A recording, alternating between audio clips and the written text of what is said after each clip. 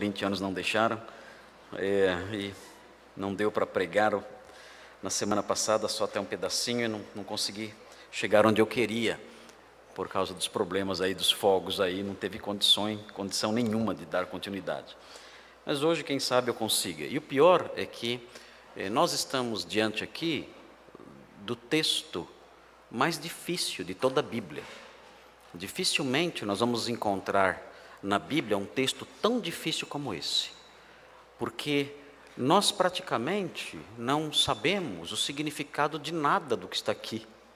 Nós não temos certeza sobre o sentido exato de nada do que está escrito aqui. Nada. Todas as expressões que aparecem aqui, todas elas, são marcadas por a presença de uma nuvem ao redor delas, que faz com que elas se tornem obscuras demais. E nós tenhamos que observar as possibilidades de significado. E as possibilidades de significado, todas elas que eu estou tentando trazer para os irmãos, são válidas, mas nós não sabemos exatamente quais delas Moisés tinha em mente quando escreveu. Nós podemos observar o texto e, considerando a realidade, o contexto histórico dentro do qual ele foi produzido, nós podemos, com uma margem grande de segurança, entender o que Moisés queria produzir nos seus leitores. Isso é possível perceber com um alto grau de certeza. O que Moisés queria produzir nos seus leitores originais, no público-alvo original. Então, se nós pudermos detectar isso, como eu acho que é possível detectar com alto grau de certeza, e reproduzirmos isso no coração dos leitores atuais, então acho que eu posso dizer que preguei no texto, preguei sobre o texto e anunciei a palavra de Deus conforme ela é exposta aqui. Mas ela é marcada por obscuridade, nós temos que ser humildes, temos que entender que realmente estamos diante de um texto difícil, e temos que nos dobrar diante dele, nos debruçar sobre esse texto com toda a atenção, procurando compreendê-lo. É a palavra de Deus. A palavra de Deus tem suas complexidades, mas existe sim uma linha de certeza que marca essa passagem e que nós podemos preservar e anunciar e aplicá-la na nossa vida. Sem as bombas fica bem mais fácil fazer isso, né?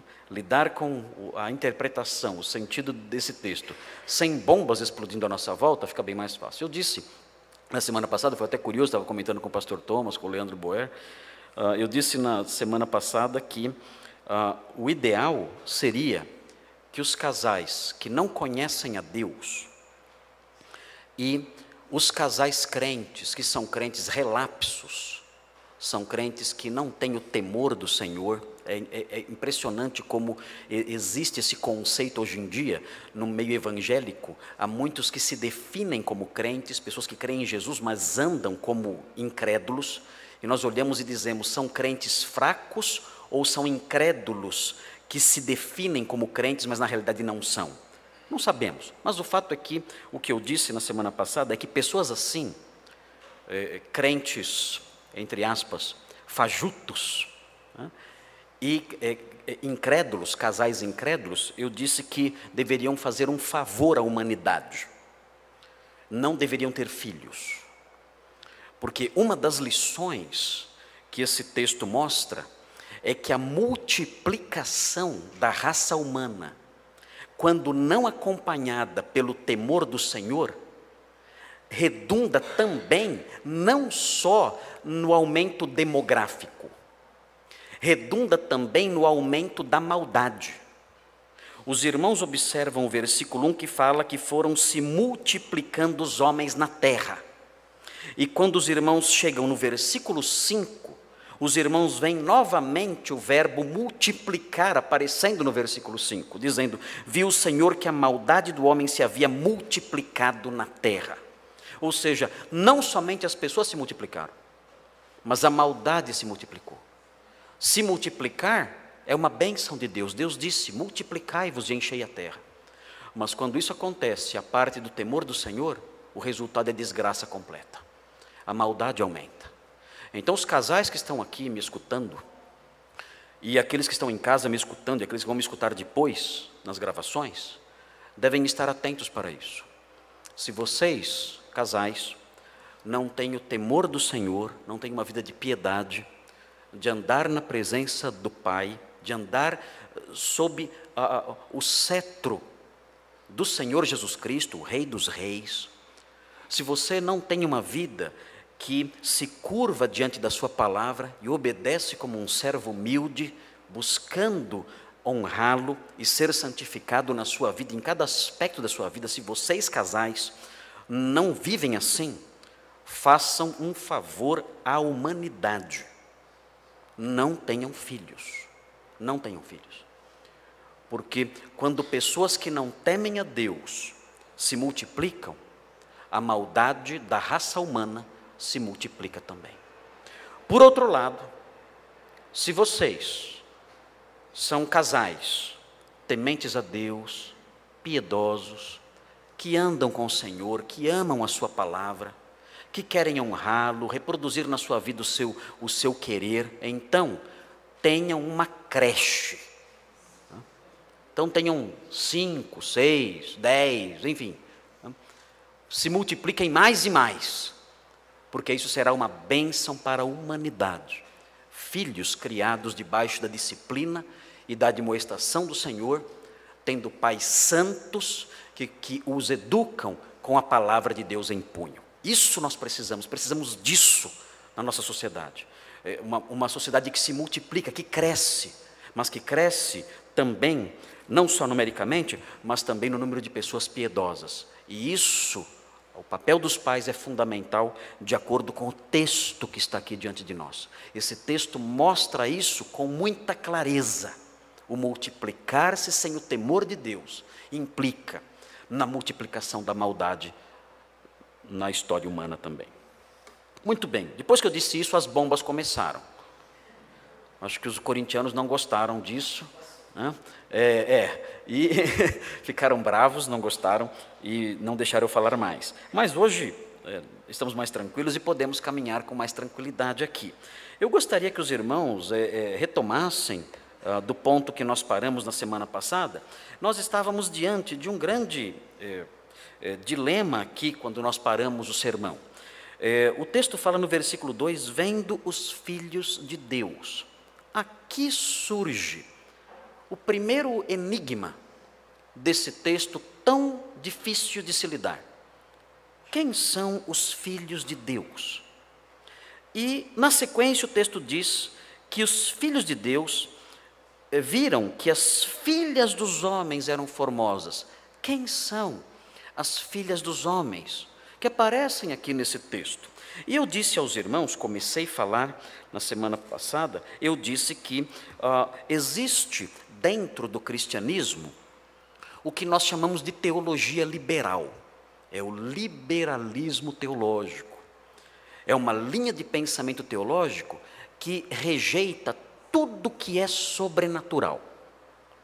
Então os liberais, eles atacam, por exemplo, a história do Êxodo, os grandes milagres do Êxodo. Eles veem aquela narrativa que mostram ali o poder de Deus sobre o Egito, a abertura do Mar Vermelho, e todos os milagres, o maná caindo do céu, e todas essas histórias grandiosas das maravilhas de Deus. Eles dizem, olha, tudo isso é mito, tudo isso são histórias que na verdade foram enfeitadas, elas foram maquiadas por essas ideias mitológicas do sobrenatural, de expressões, de manifestações sobrenaturais.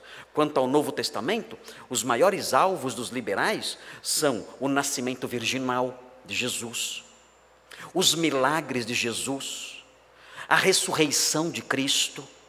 Todas essas coisas são negadas pelos liberais. Eles dizem, nada disso aconteceu. Eles dizem, olha, existe o Jesus histórico, que foi um homem comum, muito inteligente, um grande mestre de moral e de religião, e existe o Cristo da fé, é uma distinção que eles fazem.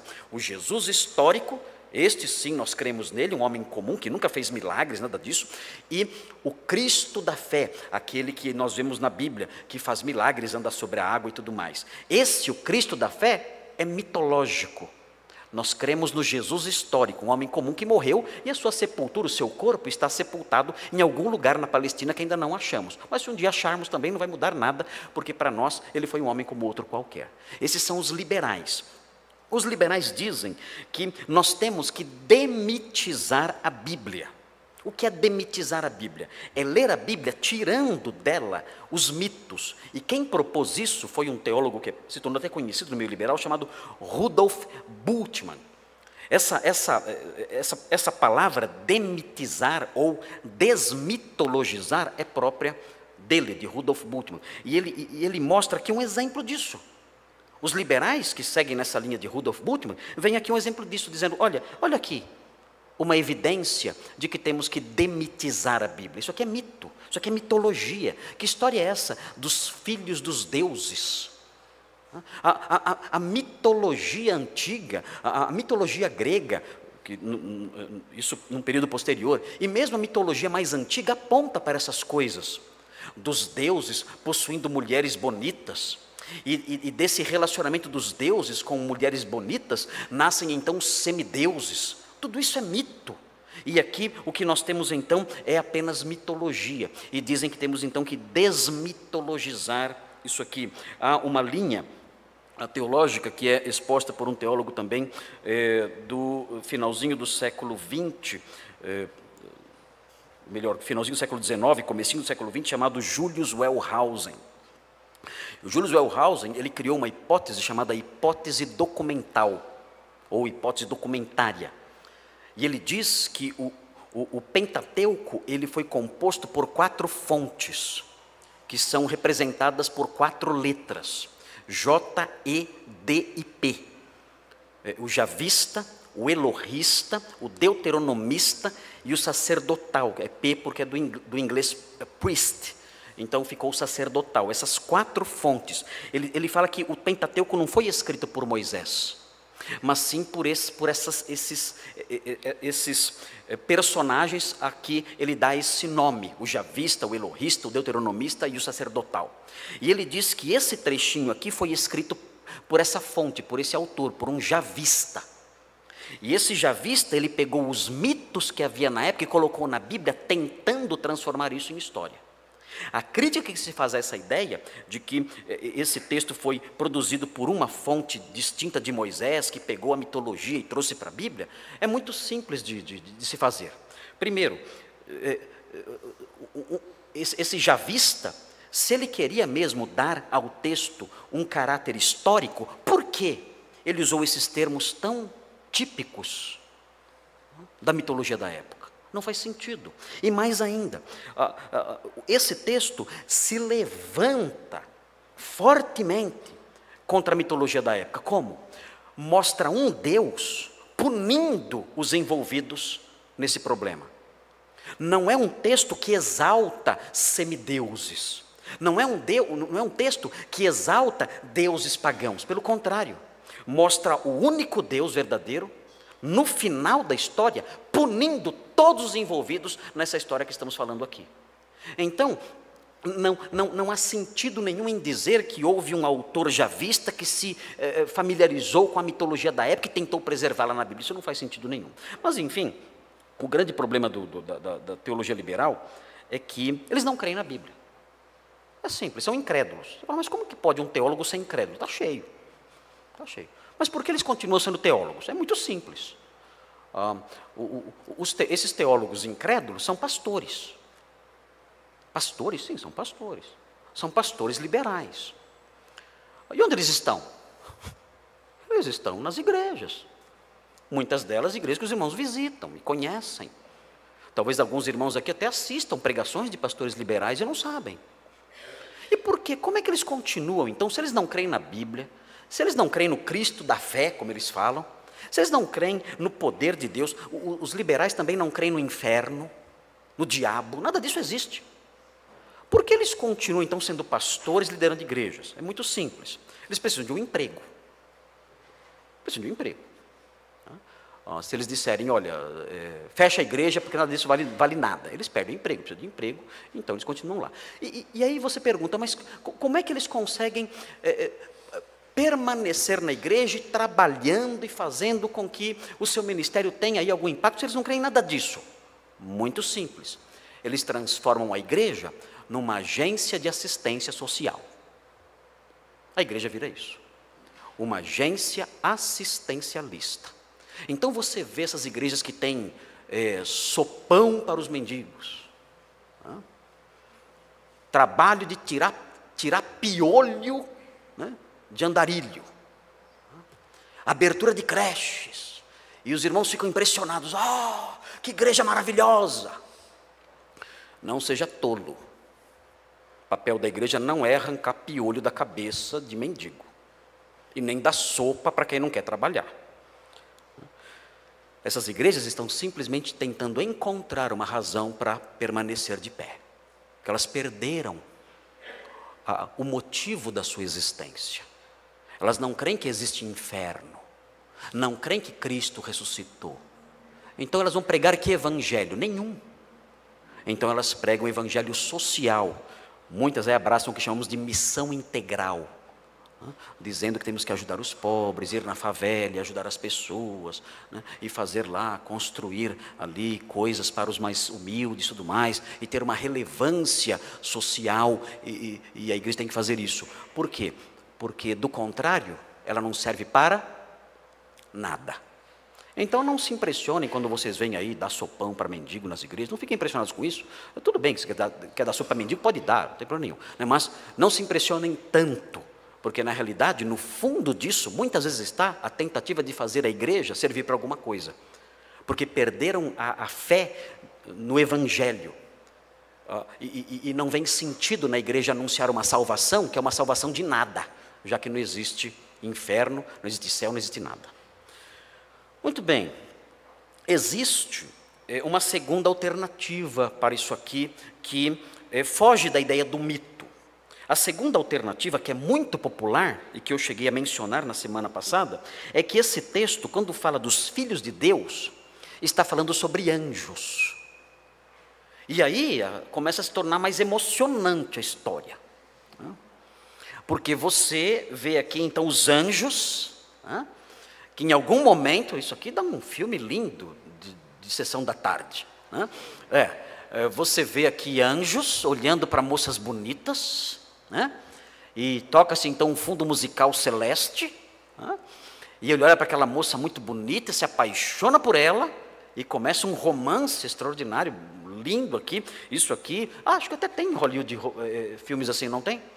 Tem filmes assim de anjos que se apaixonam e tudo mais. Eu acho que eu vi alguma coisa assim algum tempo atrás com o Nicolas Cage. Tem? Você já assistiu, pastor Thomas? É a teologia boa desse filme, né? Então, Nicolas Cage era um anjo, justo o Nicolas Cage é tão feio, né? Ele era um anjo e ele se apaixona lá por uma moça e a coisa caminha. Eu não sei como é que termina a história, porque eu não tive paciência para assistir até o final o filme, né? Mas talvez seja inspirado nesse texto aqui, não sei se é inspirado nesse texto. Mas o fato é que é uma história, isso aí torna o texto aí mais interessante. Muitos gostam dessa alternativa. Acho interessante isso, porque tudo isso é marcado por um certo mistério, né? Essa ideia de um anjo se apaixonando por uma moça, ou os anjos se apaixonando por moças e se casando com elas e tendo filhos com elas, isso tudo é bastante intrigante, nós gostamos dessas coisas intrigantes, né? Mas notem, essa visão, ela tem de fato um certo amparo.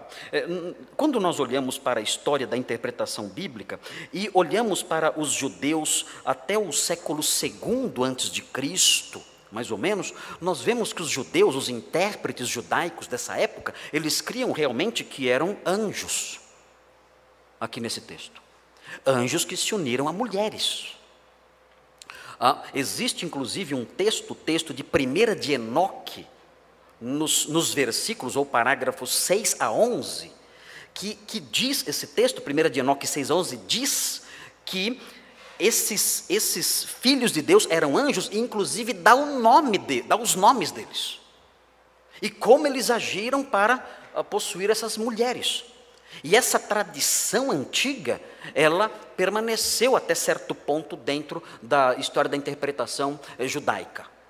E no passado, dentro do cristianismo, os pais da igreja também, eu listei aqui alguns nomes: Justino de Roma, Irineu de Leão, Clemente de Alexandria, Tertuliano de Cartago, são todos pais do século II, e até Ambrósio de Milão, aí já mais para frente no século IV, criam nisso, que eram anjos que são mencionados aqui. Na verdade, se nós olharmos, por exemplo, o livro de Jó, abra sua Bíblia no livro de Jó, você vê essa linguagem de fato sendo aplicada a anjos. Em Jó 1:6, abra aí a sua Bíblia, Jó 1:6, aí os irmãos vão se familiarizando com as diversas opções aqui de significado. Jó 1:6 diz o seguinte: num dia, veja aqui, num dia em que os filhos de Deus vieram apresentar-se perante o Senhor, e diz, veio também Satanás entre eles. Aqui, filhos de Deus, é claramente uma expressão que define anjos, claramente. Satanás, um deles, filhos de Deus. E o livro de Jó é da época patriarcal. Talvez o livro de Jó, a história da época patriarcal, e talvez o livro de Jó tenha sido escrito por Moisés. Então essa linguagem pode ser uma linguagem semelhante à linguagem de Gênesis, chamando aqui anjos de filhos de Deus. Veja também o 2:1. Num dia em que os filhos de Deus vieram apresentar-se perante o Senhor, veio também Satanás entre eles. Mais uma vez, filhos de Deus se referindo a anjos. Se os irmãos olharem o capítulo 38 de Jó, Jó 38, versículo 7, veja o que diz. Fala sobre a criação, é um texto muito lindo, poético. Diz o seguinte, falando sobre a criação, que no momento da criação, as estrelas da alva juntas alegremente cantavam e rejubilavam todos. E aí vem a expressão para definir os anjos. Todos os filhos de Deus, mais uma vez, a expressão se referindo aos anjos. Então, com base em textos como esse, então é dito que os anjos estão previstos aqui também em Gênesis 6. Há, inclusive, uma ideia interessante, curiosa, que usa esse texto para explicar 1 Coríntios 11:10. Usam Gênesis 6 para explicar 1 Coríntios 11:10. Veja o que está escrito em 1 Coríntios 11:10. Veja aí. E vejam como as interpretações bíblicas afetam o nosso comportamento e afetam o dia a dia da igreja. Veja aí, 1 Coríntios 11:10, diz assim: portanto, deve a mulher, por causa dos anjos, trazer véu na cabeça. E aqui então dizem o seguinte, olha, o véu sobre a cabeça da mulher vai cobri-la e deixá-la menos sensual. E isso servirá de proteção aos anjos, porque os anjos não se sentirão tentados como os anjos de Gênesis 6. O que vocês acham disso? A ideia é que os anjos assistem o culto. Os anjos estão presentes, assistindo o culto. E eles estão olhando, estão de olho nas mulheres. E a mulher trajada de modo pouco moderado pode fazer com que algum anjo comece a olhar meio de lado. Fique meio tentado. E aí então esse anjo pode cair na tentação. Eu não sei as implicações disso, claro. Se o anjo pode, numa explicação como essa, parece que Tertuliano de Cartago, na transição do século II para o século III, Tertuliano de Cartago parece que ele adotava essa visão, ele entendia que realmente a mulher tinha que usar o véu por causa disso, por causa dos anjos de Gênesis 6. Eu não sei quais são as implicações disso, se ele acreditava que a mulher podia ser possuída pelos anjos ou não, não sei. Mas chegou-se a usar o texto de Gênesis 6 para explicar esse cuidado aqui. olha, tomem cuidado, mulheres na igreja, porque as roupas de vocês podem fazer com que os anjos pequem. Claro, pessoalmente, eu rejeito essa visão aqui. Na minha concepção aqui, os anjos aqui são os mensageiros da igreja, são os líderes da igreja, e a mulher devia trazer o véu sobre a cabeça, não por questões de decência no seu modo de trajar, ainda que isso seja ensinado na Bíblia, mas como um sinal de autoridade, ou seja, elas estavam dizendo com o uso do véu, nós estamos submissas à autoridade dos líderes da igreja. Parece que esse é o único sentido do texto de Paulo em 1 Coríntios. Mas, uma coisa nós sabemos, os anjos em Gênesis, eles são capazes sim, de algumas ações próprias dos humanos. Quando os irmãos olham Gênesis 6 e veem essa história de anjos possuindo as filhas dos homens, se é que filhos de Deus aqui são anjos, imediatamente nós lembramos de outras ocasiões em que anjos agem como se fossem seres humanos. Veja o capítulo 18. Capítulo 18 de Gênesis tem um relato curioso também. Os anjos podem, de acordo com o que nós aprendemos em Gênesis, eles podem se materializar. É até estranho falar isso, né, essa linguagem, se materializar. Né? Mas parece que não há outra palavra melhor para descrever o que eu quero falar aqui. Os anjos podem se materializar de acordo com Gênesis 18. Veja o que diz Gênesis 18. Fala assim: apareceu o Senhor a Abraão nos carvalhais de Manre, quando ele estava sentado à entrada da tenda, no maior calor do dia. Levantou ele os olhos, olhou, e eis 3 homens de pé em frente dele. Abraão está vendo aqui 3 personagens. Vendo-os, correu da porta da tenda ao seu encontro, prostrou-se em terra e disse: Senhor meu, se acho mercê em tua presença, rogo-te que não passes do teu servo. Traga-se um pouco de água, lavai os pés e repousai debaixo desta árvore. Trarei um bocado de pão, refazei as vossas forças, visto que chegastes até vosso servo. Depois seguireis avante. Responderam: faze como disseste.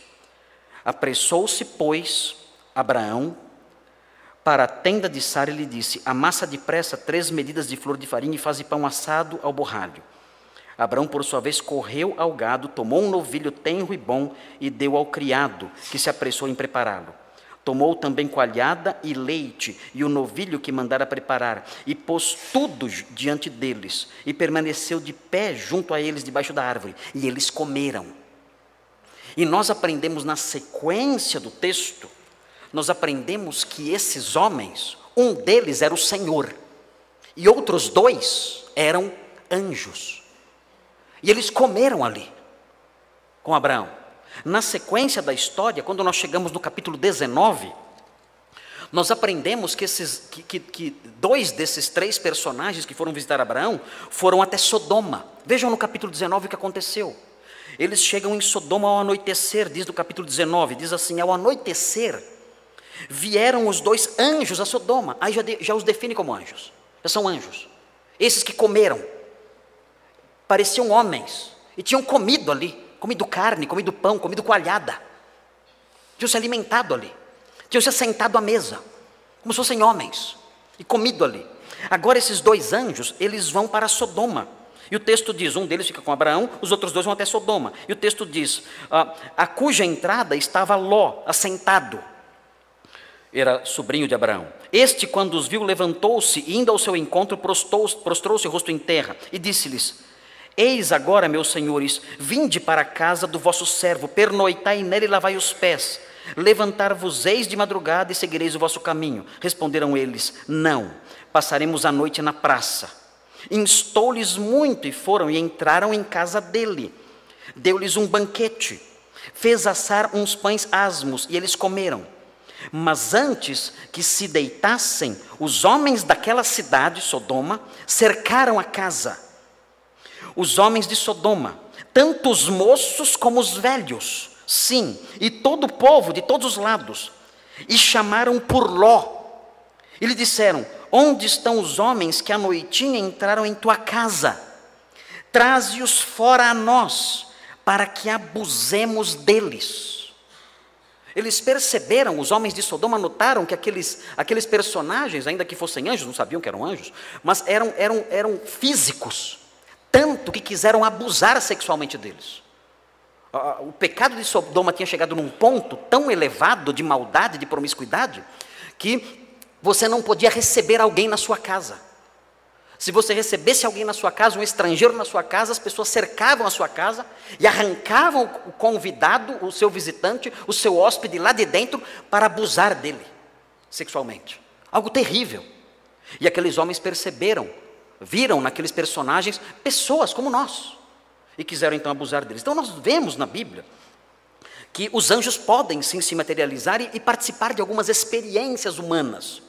Mas parece, de acordo com o ensino geral da Bíblia, que eles não podem procriar ou manter relações sexuais.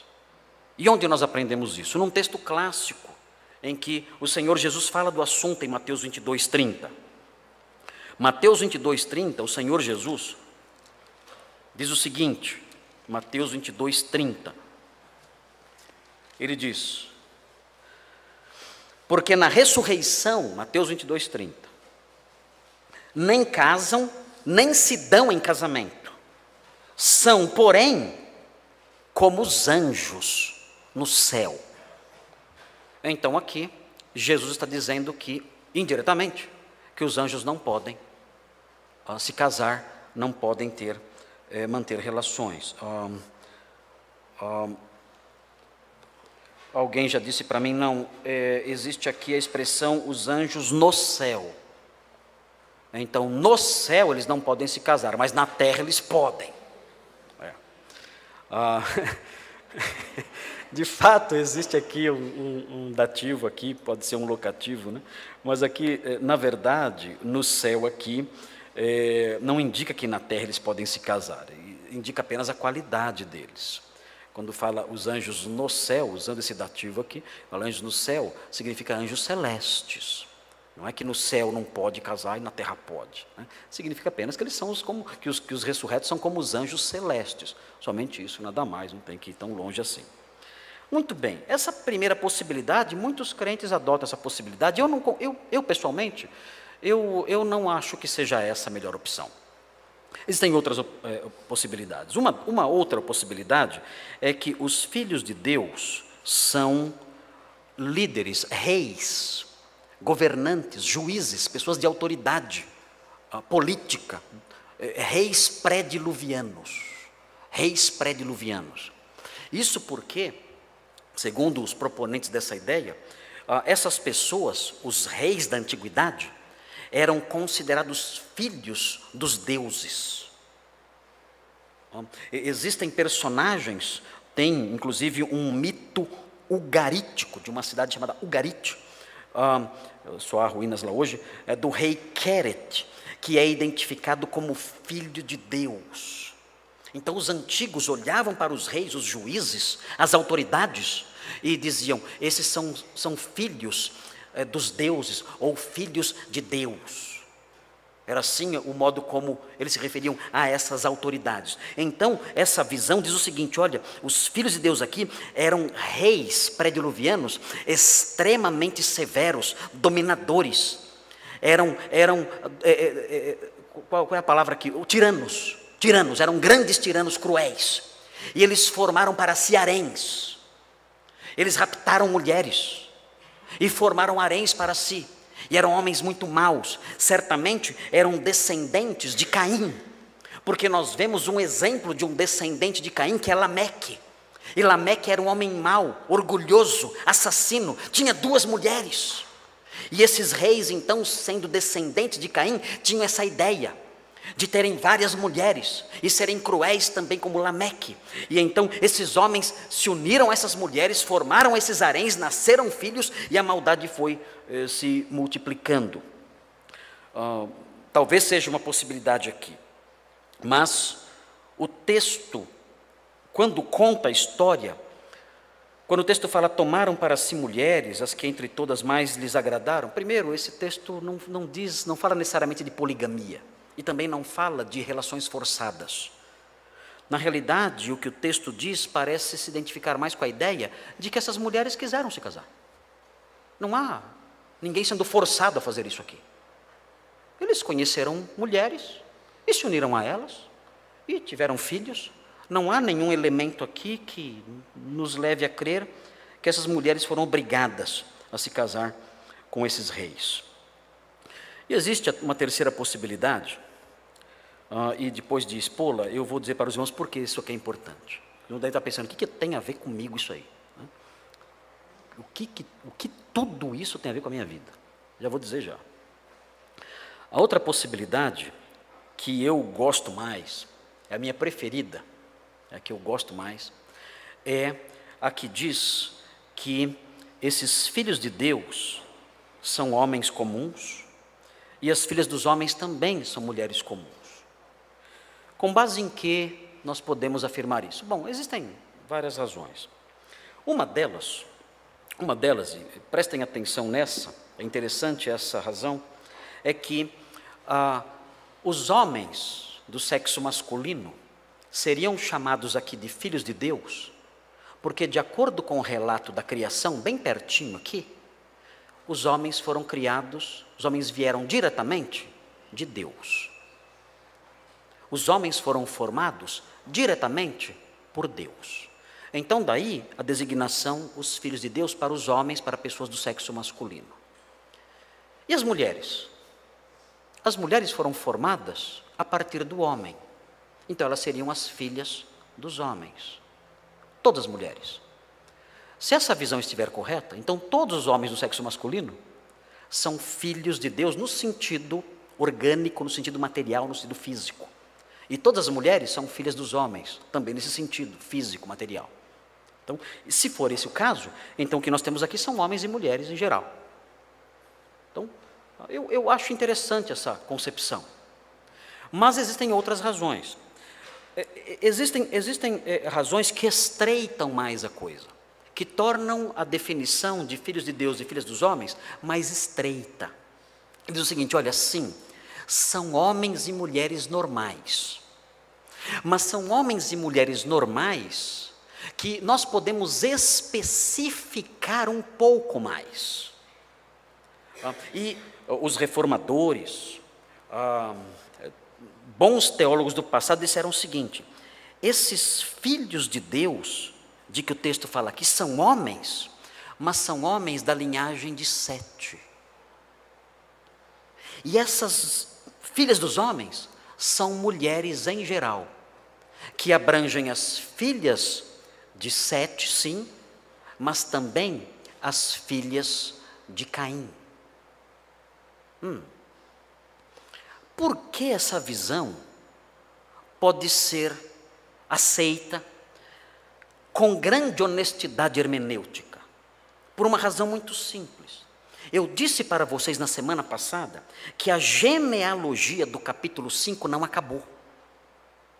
A genealogia do capítulo 5 não acaba em 5:32. A genealogia de Sete não acaba no capítulo 5, versículo 32. A genealogia de Sete acaba no capítulo 9, versículo 29. Veja, olha como termina a genealogia de Sete no capítulo 9, versículo 29. Os irmãos estão fazendo hermenêutica comigo, né? Nós vamos fazendo hermenêutica juntos aqui. E sem bombas é tão gostoso fazer isso, né? Então os irmãos estão me acompanhando aí o raciocínio, ok? Veja como termina a genealogia de Sete só no capítulo 9, 29. Os irmãos devem se lembrar que cada item da genealogia do capítulo 5 termina desse jeito. E aí você vê aqui no 29 do capítulo 9. Todos os dias de Noé foram 950 anos. E morreu. Acabou a genealogia de Sete. Acabou aqui. Então, tudo que você tem, desde o capítulo 5 até o capítulo 9, 29, é a história da genealogia de Sete.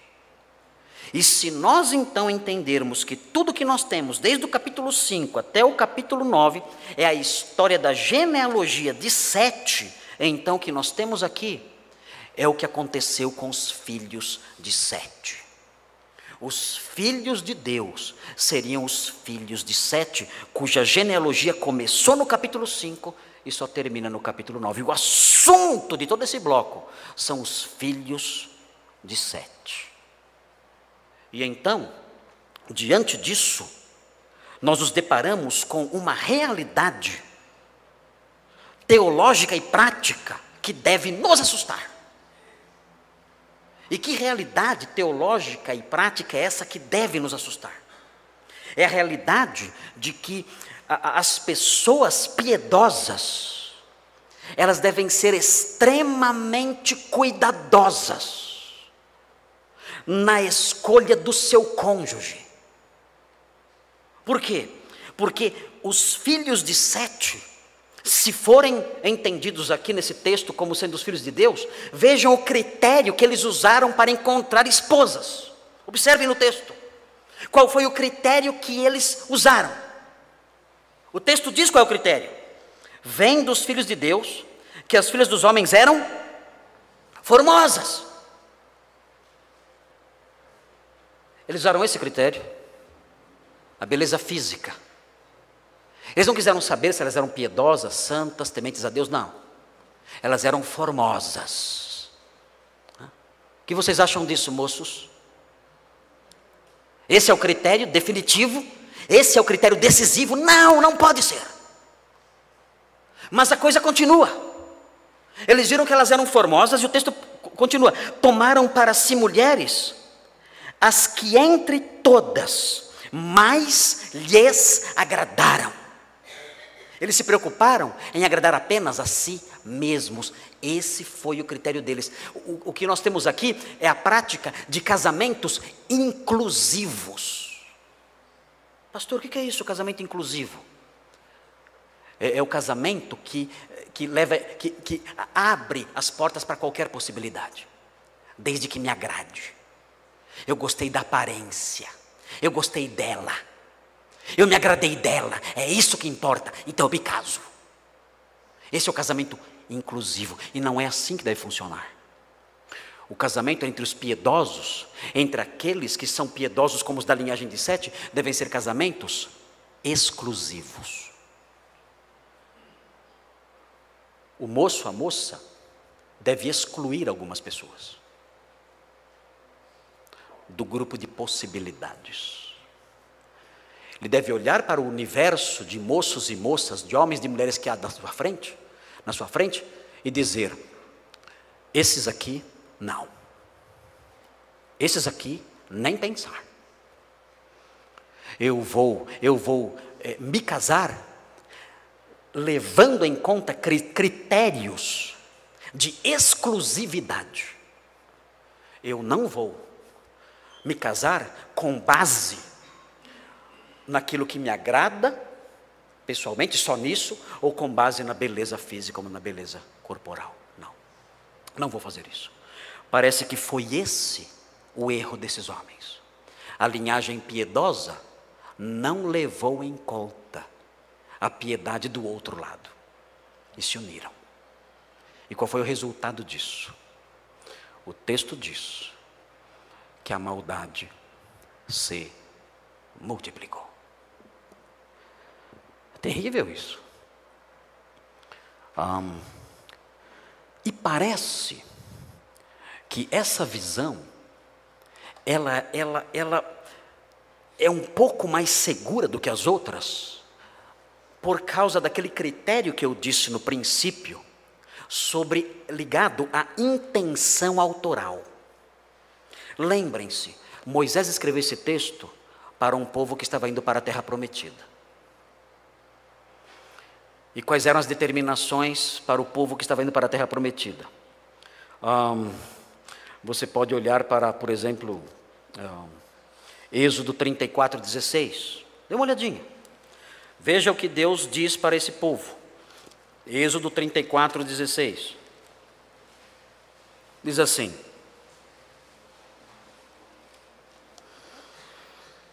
comece com 15. Comece com 15. No final, um texto tão complicado tem a ver com casamento. Tudo que tem a ver com casamento é complicado, né? Mas temos aqui a teologia, temos aqui o embrião da teologia do casamento cristão. Olha que bonito, hein, que eu falei agora. Não foi bonito isso que eu falei? É o embrião da teologia do casamento cristão. Nós temos aqui o embrião. Veja o versículo 15, Êxodo 34, 15. Para que não faças aliança com os moradores da terra, não suceda que, em se prostituindo eles com os deuses e lhes sacrificando, alguém te convide e comas dos seus sacrifícios e tomes mulheres das suas filhas para os teus filhos. E suas filhas, prostituindo-se com seus deuses, façam que também os teus filhos se prostituam com seus deuses. O Senhor proíbe, o Senhor diz: Israel, não se casem com as filhas dos cananeus, porque se vocês fizerem isso, a maldade vai se proliferar. Os israelitas vão passar a adorar falsos deuses e o povo vai se corromper. Não se casem com as filhas dos cananeus. Nos próprios dias de Moisés isso aconteceu. Veja Números 25. Pastor Thomas no Cadete estava falando sobre esse texto algumas semanas atrás. Em Números 25 nós temos um exemplo de como isso aconteceu nos próprios dias de Moisés. Veja o que diz. Números 25, de 1 a 5. E é importante isso. O texto diz: habitando Israel em Sitim, começou o povo a prostituir-se com as filhas dos moabitas. Estas convidavam o povo aos sacrifícios dos seus deuses, e o povo comeu e inclinou-se aos deuses delas. Juntando-se Israel a Baal-peor, a ira do Senhor se acendeu contra Israel. Disse o Senhor a Moisés: toma todos os cabeças do povo e enforca-os ao Senhor, ao ar livre. E a ardente ira do Senhor se retirará de Israel. Então Moisés disse aos juízes de Israel: cada um mate os homens da sua tribo que se juntaram a Baal-peor. Veja o que aconteceu aqui. Os israelitas começaram a se misturar com mulheres, a se unir a elas, a mulheres que não eram de Israel e que os levaram ao erro. A maldade se proliferou. Resultado: juízo de Deus, morte, enforcamento, pena de morte aplicada ao povo. Quando Moisés então escreve Gênesis 6, ele tem em mente o seu povo. Ele sabia que o seu povo sofreria a tentação de se unir às mulheres de Canaã. Então ele conta essa história. Ele diz: eu vou contar para vocês o que aconteceu quando os descendentes da linhagem santa se uniram a qualquer pessoa. Sabe o que aconteceu? A maldade se proliferou e se espalhou pelo mundo. E Deus mandou o seu juízo. Então, não façam isso quando entrarem na terra. Esse é o objetivo desse texto, tendo em vista os seus leitores originais. E esse deve ser o objetivo desse texto, tendo em vista os leitores de hoje. Todo o povo de Deus deve olhar para o casamento com a visão exclusivista. Eu não vou tomar para mim uma esposa ou um marido com base meramente na sua aparência. Não vou tomar para mim um esposo ou uma esposa com base apenas naquilo que agrada o meu coração. Eu vou levar em conta a sua piedade, a sua santidade, o seu temor a Deus, porque eu sei que se eu me unir a alguém não levando em conta essas coisas, eu vou me corromper. E eu sei que os meus filhos também vão se corromper. E a maldade no mundo crescerá por causa dessa minha falta de responsabilidade. De maneira que o que nós temos aqui é uma lição para os crentes. Sejam exclusivistas no seu casamento. Moços e moças, olha o trabalho que vocês me deram. 2 domingos com bombas na cabeça, para mostrar para vocês a aplicação vivencial dessa passagem. Sejam exclusivistas na escolha do seu cônjuge. Não escolham pessoas simplesmente que agradam vocês. Levem em conta a piedade, a santidade dessas pessoas, porque do contrário, vocês podem promover o mal no mundo, não só na sua vida particular, Mas no mundo, vocês têm uma responsabilidade histórica. Vocês têm uma responsabilidade com a humanidade. Não é apenas uma obediência limitada às 4 paredes da sua casa ou às 4 paredes da sua igreja. Não, é uma responsabilidade de amplo impacto histórico e mundial. A escolha do seu cônjuge. Isso é muito sério. Vai falar, pastor, estou com medo. É para morrer de medo. Para morrer de medo. Porque pode acontecer de você fazer um casamento com os critérios falsos que são mostrados aqui. E com isso você prejudicar a história do mundo e a sociedade ao seu redor. E não se brinca com essas coisas. Não se brinca com isso. Não pense apenas em você. As suas ações nessa área têm grande impacto social, mundial e histórico. Eu fiz um textinho aqui, vou ler para vocês. O trecho inteiro, esse trecho todo, mostra que a humanidade ultrapassou os limites estabelecidos por Deus. E esse versículo ensina que isso ocorreu porque o ideal de Deus para o casamento foi desprezado. O ideal de Deus para o casamento foi desprezado. E por isso a humanidade quebrou todos os princípios estabelecidos por Deus. O texto não mostra exatamente como esses casamentos contribuíram para o crescimento da maldade, mas apenas indica que sua ocorrência contribuiu para a degeneração humana. Os versículos 3 e 5 dizem que a maldade se multiplicou. Esse fato era de vital importância para os israelitas da época que iam entrar em Canaã e serviu como alerta implícito contra casamentos indevidos com as mulheres das nações que seriam expulsas.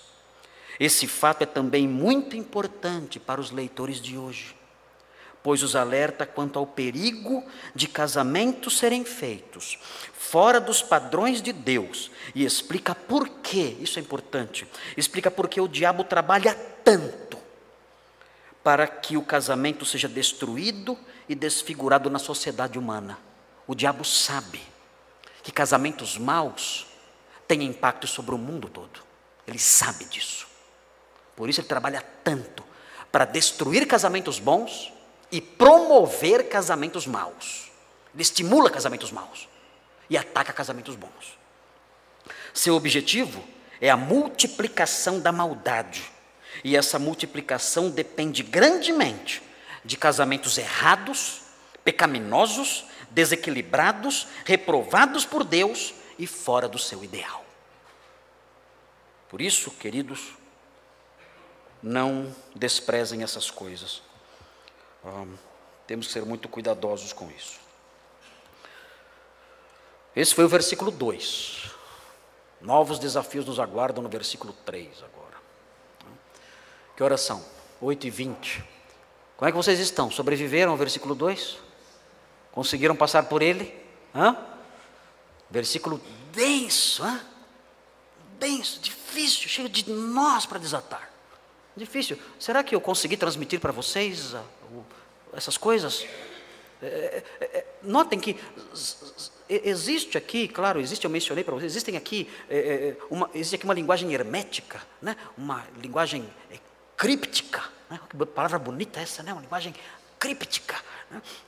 Mas existe uma relevância vivencial tão linda. Como isso, irmãos, como isso nos protege. Que bênção esse versículo 2. Eu confesso, e quando comecei a estudar o versículo 2, fiquei com raiva do versículo 2. Eu não quero falar sobre o versículo 2. Eu quero falar sobre João 3,16, é bem mais fácil. Eu vou pregar sobre um texto mais light. Versículo 2 é uma cruz para qualquer intérprete. Versículo 2 é uma cruz para qualquer pregador na face da terra. Mas agora, eu estou apaixonado pelo versículo 2. Que o versículo 2 mostra esse embrião, né? Que na realidade é mais do que um embrião. Mostra um alerta fundamental para os queridos irmãos que estão aqui, moços e moças, né? E mesmo para os casados. Isso mostra algo importante também. Vamos ajustar o nosso casamento àquilo que Deus quer. Vamos ajustar o nosso lar àquilo que Deus quer. porque a nossa responsabilidade, mais uma vez, é histórica e mundial. Vamos ajustar a nossa vida ao que o Senhor quer, para que Satanás não tenha vitória no seu trabalho de multiplicação da maldade. Vamos levar isso muito a sério. Somos o povo de Deus, somos a linhagem espiritual de Sete, somos os homens que invocam o Senhor. Temos que levar isso adiante e temos que trabalhar para que essa realidade se protraia no tempo e alcance outras gerações. Dentro de 100, 200 anos, temos que ter nossos filhos aqui. Todos eles, todos nossos filhos, netos, bisnetos aqui, nesses bancos, só que já estofados. Todos aqui, todos, temendo ao Senhor, servindo ao Senhor. Quem sabe meu bisneto aqui no púlpito gritando e quebrando o púlpito aqui. Mas é a linhagem santa de Sete, proclamando a velha mensagem de Gênesis. Povo de Deus, seja zeloso da sua palavra. Povo de Deus, construam lares tementes ao Senhor, porque isso vai perpetuar o bem na raça humana. Precisamos que essa geração santa, nossa geração santa, do povo piedoso, se multiplique, continue e chegue aí saudando os séculos vindouros. Precisamos dizer amém para isso. Amém? Amém. Ok, queridos. Vamos ao versículo 3? Acho que não vou não. Não vamos ao versículo 3 não, porque acho que vai cansar muitos irmãos. E olha, na verdade, se os irmãos olharem no versículo 3, eu vou mostrar para os irmãos onde é que estão os problemas. Eu vou ler e vou apontar os problemas. E aí os irmãos vêm domingo que vem para aprender. Então disse o Senhor, o meu espírito, problema 1. Ninguém sabe que espírito é esse. Se é o Espírito Santo ou se é o Espírito humano. Mas é do Senhor. Vocês vão ver no dia.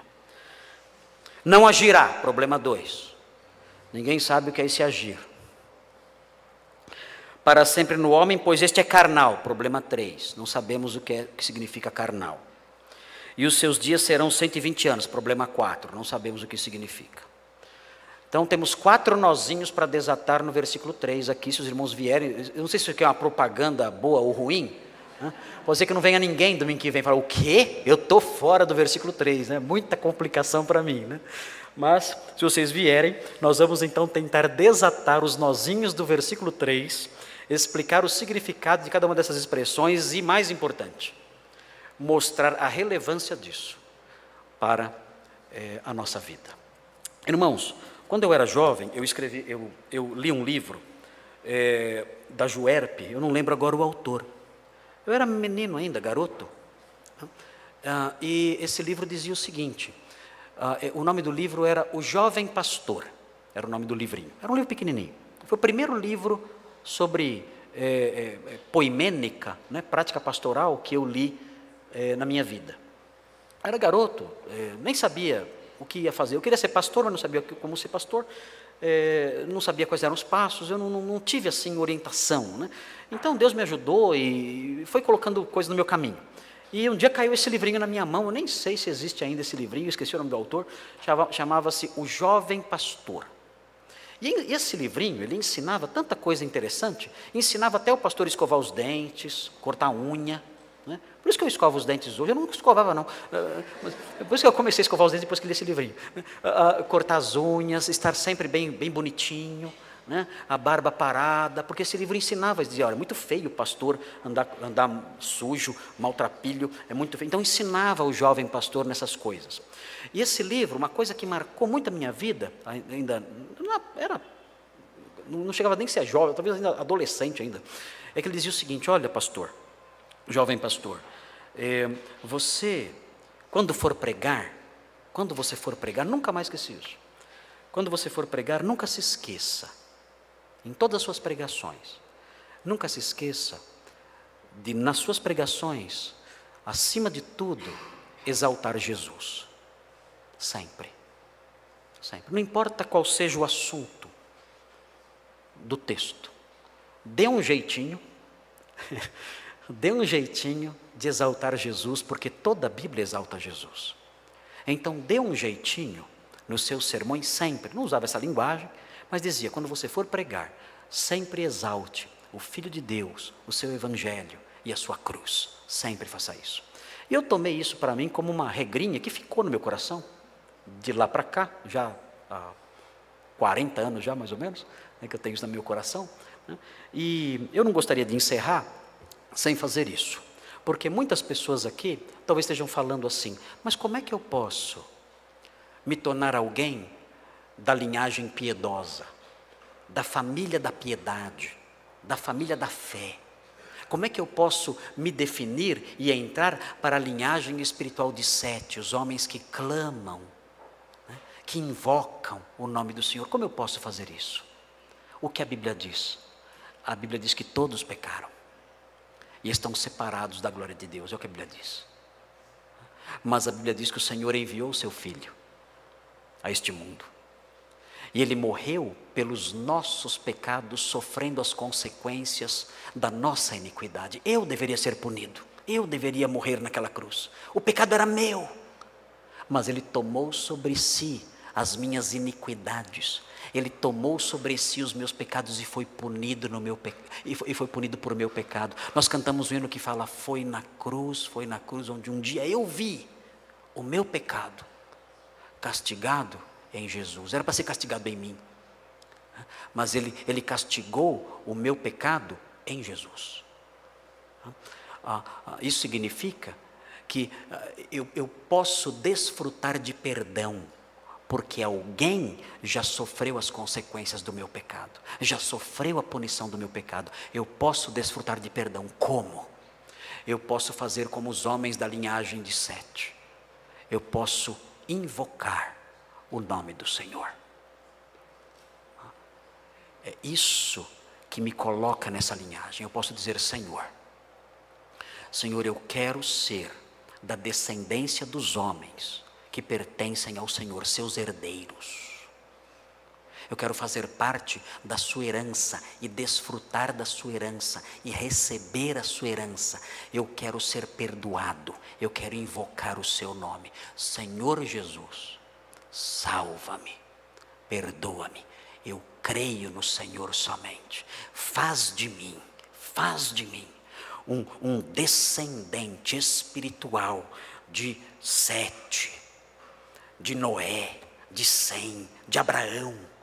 Me coloca nessa família de homens santos, pela fé na divina semente, pela fé na semente da mulher, pela fé no Filho de Deus, que morreu pelos meus pecados. Então sim, eu vou entrar para esse grupo definido aqui como os filhos de Deus. E então sim, com uma mente renovada, vou me preocupar em fazer com que cada ato da minha vida, não só o meu casamento, não só a criação dos meus filhos, mas cada ato da minha vida, seja um ato que promova a verdade, que promova a glória de Deus, para o impacto positivo sobre a humanidade, sobre o mundo e sobre a história. Então faça isso. Diga, Senhor, eu quero ser seu. Eu quero ser dessa linhagem, dos filhos de Deus. E o Senhor ouvirá. E o Senhor perdoará.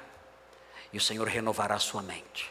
E o Espírito Santo de Deus vai passar a habitar no seu coração. E rios de água viva vão começar a fluir do seu interior. E Ele vai lavar o seu pecado. E Ele vai lhe dar uma herança no céu. É isso. Então faça isso hoje. E glorifique o nome do Senhor pela fé em Jesus, confiando nele só. Faça parte pela fé em Cristo, da linhagem dos filhos de Deus. Vamos orar.